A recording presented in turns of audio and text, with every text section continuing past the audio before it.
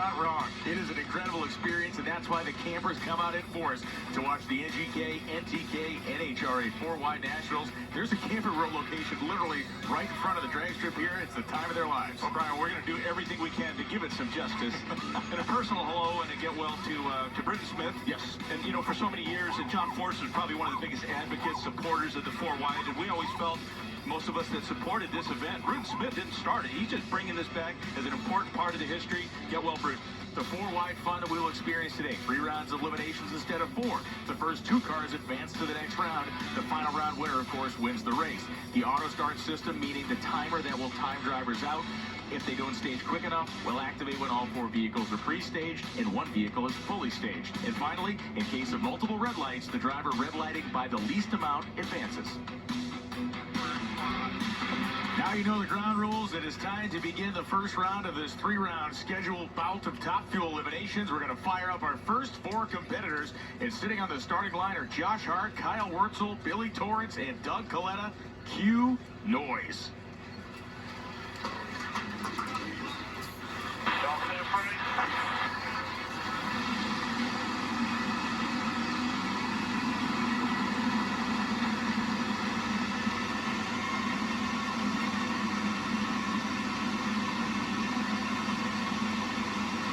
Cars have fired up. Josh Hart will approach the water box and heat the rear tires to detect that top fueler, and the other 3 combatants will do the same.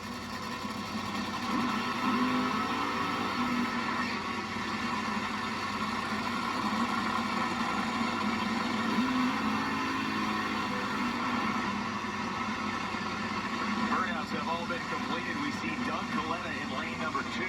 Doug Coletta bumped his way into the field in the 3rd qualifying session. Tony, quite simply, they scuffled their way into this race. Yeah, they had a couple of missteps the first couple of qualifying runs and really put a lot of pressure on themselves. But one thing about Doug Coletta, the driver, he was cool, he is collected, he moves, walks cool, and the team gave him a good car. A little engine damage, but got him in. Bruno Massel has more on Doug Coletta. You're talking with Rob Flynn this morning. Doug Coletta's crew chief about the struggles in qualifying. He said we simply got behind on the first one and weren't able to catch up. Situation where the clutch was dragging the engine too far down and causing it to drop holes. Said he had no choice but to lay up, so to speak, to make it in the field on that last qualifying session. But they feel like they've got enough data now where they can manipulate this racetrack, and with Doug behind the wheel gives them an extra boost of confidence. Rob Flynn will be making that tune-up his light priority here as we see Billy Torrance in lane 4, Wurtzel lane 3, Coletta lane 2, and Josh Hart lane 1. A 73-degree day, a 94-degree racetrack, and it is very fast. Right down to the top end of the racetrack, and it is going to be Doug Coletta and Josh Hart going to the top end.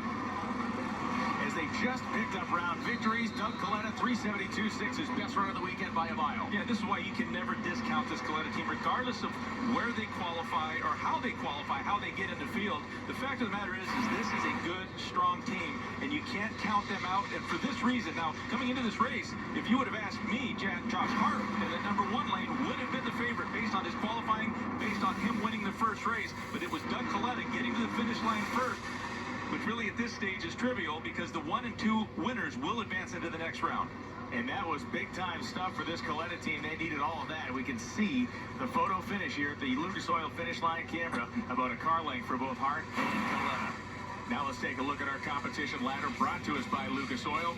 This is the scene after that first quadrant. Coletta and Hart have advanced. You can see the groupings. Pay attention, close attention to the lower right.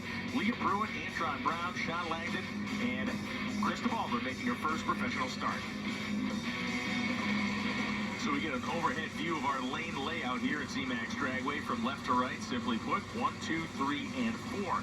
Occupying those lanes in this particular quadrant will be Sean Langdon, the DHL Rev Chem Toyota top fueler in lane 1. Antron Brown, who made a lane swap to take lane 2. Krista Baldwin lane 3, and Leah Pruitt in lane number 4.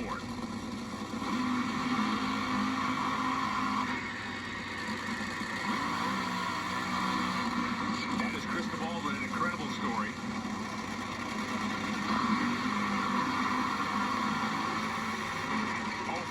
Complete. Let's talk to Jamie Howard, Doug Coletta at the top end.